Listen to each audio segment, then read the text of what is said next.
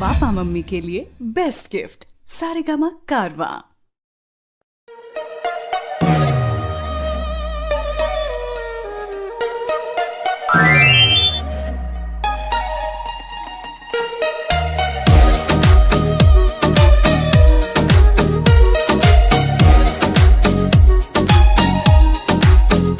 तोहर शॉट है dress impress दिल हमार करेला बारू जाड़ा के धूप रूप देख के न मन भरेला।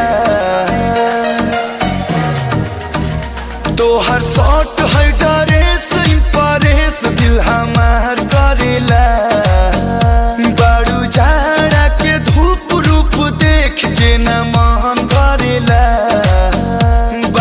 बिखरल तोहार ओपलाली चटकार दूजे हाबी बगाल गुलाबी। तोहर कातिल बा फिगर हरे पतली कमर खोले खाती दे द दिलवा के चाबी। तोहर अखिया भइल बशरबी तोहर कातिल बा फिगर।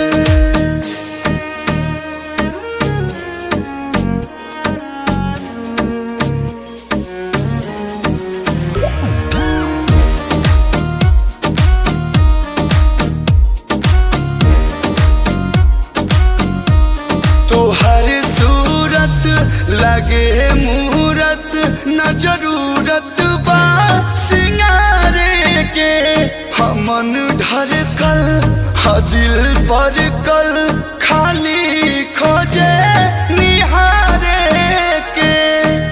करे गजरा कतल गजरा हलचल तोहर गुस्सा बगोरी खराबी।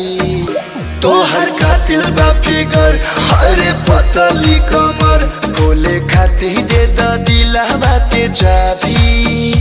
तोहर अखिया भइल बशरबी तोहर कातिल बा फिगर।